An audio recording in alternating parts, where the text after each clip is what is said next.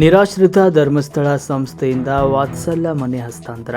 ಸಮಾಜದಲ್ಲಿ ನಿರಾಶ್ರಿತ ಹಾಗೂ ಆರ್ಥಿಕವಾಗಿ ನಿರ್ಗತಿಕ ವೃದ್ಧರು ದೀರ್ಘಕಾಲಿಕ ರೋಗಗಳಿಗೆ ತಾವು ಅಸಹಾಯಕರು ಎಂಬ ಭಾವನೆ ಹೋಗಲಾಡಿಸುವ ಉದ್ದೇಶದಿಂದ ಧರ್ಮಸ್ಥಳ ಸಂಸ್ಥೆಯ ಮೂಲಕ ಡಾಕ್ಟರ್ ಡಿ ವೀರೇಂದ್ರ ಹೆಗ್ಗಡೆಯವರು ಹಾಗೂ ಡಾಕ್ಟರ್ ಹೇಮಾವತಿ ಹೆಗಡೆಯವರು ಜ್ಞಾನ ವಿಕಾಸದ ಕಾರ್ಯಕ್ರಮದ ಅಡಿಯಲ್ಲಿ ವಾತ್ಸಲ್ಯ ಮನೆ ನಿರ್ಮಿಸುವ ಯೋಜನೆ ಹಾಕಿಕೊಂಡಿದ್ದು, ರಾಜ್ಯದಲ್ಲಿ ಸುಮಾರು 850 ವಾತ್ಸಲ್ಯ ಮನೆ ನಿರ್ಮಿಸಿಕೊಡಲಾಗಿದೆ ಅಂತ ಸಂಸ್ಥೆಯ ಜಿಲ್ಲಾ ನಿರ್ದೇಶಕರಾದ ಶ್ರೀ ಲವಕುಮಾರ್ HR ಅವರು ಹೇಳಿದರು.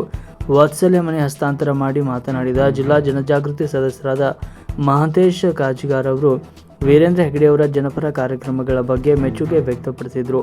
ಸವದತ್ತಿ ತಾಲೂಕಿನ ಹನುಮಗೇರಿಯ ಓಣಿಯ ಗಿರಿಜಮ್ಮ ಅರಗಂಜಿಯವರಿಗೆ ರೂಪಾಯಿ 1.35 ಲಕ್ಷ ವೆಚ್ಚದಲ್ಲಿ ವಾತ್ಸಲ್ಯ ಮನೆ ನಿರ್ಮಿಸಿ ಕೊಡಲಾಗಿದೆ.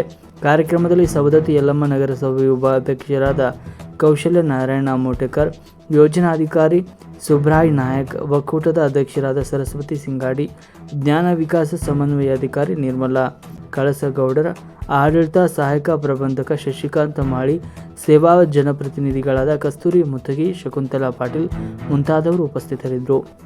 ವರದಿ ಮುಸ್ತಾಕ್ ಹತ್ತಿಕಟಗಿ, ಮಹಾಯೋಧ ನ್ಯೂಸ್, ಸವದತ್ತಿ.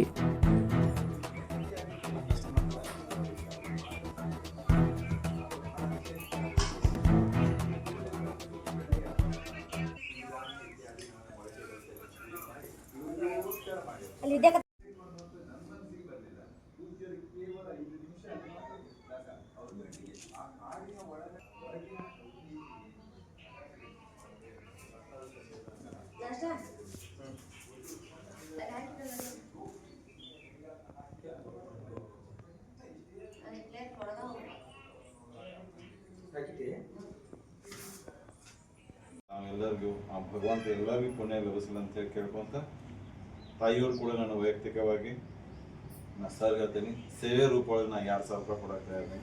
ಆ ತಾಯಿಯವ್ರಿಗೆ ಏನು ಅವಶ್ಯಕತೆ ಐತಿ ಪುಣ್ಯ ಕಾಲಗಳು ನಾನು ಭಾಗವಹಿಸಬೇಕಾಗಿ ಎಲ್ಲರಿಗೂ ತೋರಿಸ್ತೀನಿ. ಲಾಕ್ಡೌನ್ ಎಲ್ಲ ಆದಾಗ ಪೂಜ್ಯರು ಮತ್ತೆ ಶ್ರೀ ಹೇಮಾವತಿ ಅಮ್ಮನವರು ನಮ್ಮೆಲ್ಲ ಕಾರ್ಯಕರ್ತರಿಗೆ ಒಂದು ಮಾತನ್ನು ಹೇಳಿದರು. ಎಲ್ಲ ಲಾಕ್ಡೌನ್ ಆಗಿದೆ, ಸಂಘದ ವ್ಯವಹಾರ ಎಲ್ಲ ಸದ್ಯಕ್ಕೆ ಸ್ಥಗಿತ ಆಗಲಿ, ವಾರಸಭೆ ಮಾಡುವಂಥದ್ದು ಬೇಡ, ಯಾವುದೇ ಸಭೆಯನ್ನು ಮಾಡುವಂಥದ್ದು ಬೇಡ, ಕಾರ್ಯಕರ್ತರಿಗೂ ಕೂಡ ಫೀಲ್ಡಿಗೆ ಹೋಗುವಂಥದ್ದು ಬೇಡ. ಆದರೆ ಯಾರೆಲ್ಲ ಸುಮಾರು ಕರ್ನಾಟಕ ರಾಜ್ಯದಲ್ಲಿ 18,000 ಮಂದಿ ಏನು ಮಾಸಾಸನ ಪಡೆಯುವಂಥ ವ್ಯಕ್ತಿ ಇದ್ದಾರ, ಅಂತಹ ವ್ಯಕ್ತಿಗಳಿಗೆ ನಾವು ಪ್ರತಿ ತಿಂಗಳು ಮಾಸಾಸನವನ್ನು ಕೊಡ್ತಾ ಇದ್ದೇವೆ. ಆದರೆ ಆ ಹಣವನ್ನು ನಂಬಿಕೊಂಡು ಅವರಿದ್ದಾರೆ.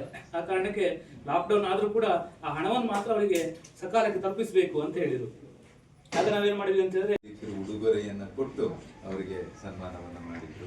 ಹಾಗಾಗಿ ಇವತ್ತು ನಾವು ಅವರ ಮೇಲಿನ ಒಂದು ಪ್ರೀತಿಯಿಂದ ಎಲ್ಲರೂ ಕೂಡ ಇವತ್ತು ಬಂದಿದ್ದೀರಿ, ಗೃಹ ಪ್ರವೇಶಕ್ಕೆ ಬಂದಿದ್ದೀರಿ. ಹಾಗಾಗಿ ಎಲ್ಲರ ಒಂದು ಶುಭ ಹಾರೈಕೆ ಅವರಿಗಿದೆ.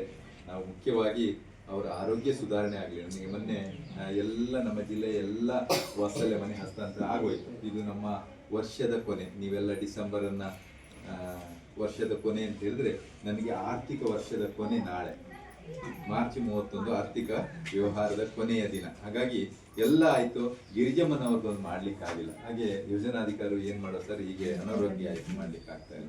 ಮೊನ್ನೆ ಹೇಳಿದ್ರು, ಇಲ್ಲ ಸರ್ ಸ್ವಲ್ಪ ಪರವಾಗಿಲ್ಲ, ಸ್ವಲ್ಪ ಆರೋಗ್ಯ ಸುಧಾರಿಸಿದೆ, ನಾವು ಮಾಡ್ಬೋದು. ಹಾಗಾಗಿ ದಿನವನ್ನು ನಿಗದಿಗೊಳಿಸಿ ಇವತ್ತು ಪುರೋಹಿತರು ಬಂದು ಪೂಜೆಯನ್ನು ಮಾಡಿ ಹಾಲು ಉಪ್ಪಿಸಿದ್ರು, ನಾನು ಗಮನಿಸ್ತಿಲ್ಲ, ಹಾಲು ಉಪ್ಪಿಸಿ ಇವತ್ತು ಗೃಹ ಪ್ರವೇಶ ಆಗಿದೆ. ಆ ಮನೆಯಲ್ಲಿ ಅವರು 100 ಕಾಲ ಆರೋಗ್ಯವಾಗಿ ಬಾಳಲಿ, ಅವರ ಆರೋಗ್ಯ ಸುಧಾರಣೆ ಆಗಲಿ ಅಂತೇಳಿ ಆ ಮಂಜುನಾಥ ಸ್ವಾಮಿಯಲ್ಲಿ ಧರ್ಮದೇವತೆಗಳಲ್ಲಿ ನಾನು ಬೇಡ್ಕೊಳ್ತೇನೆ.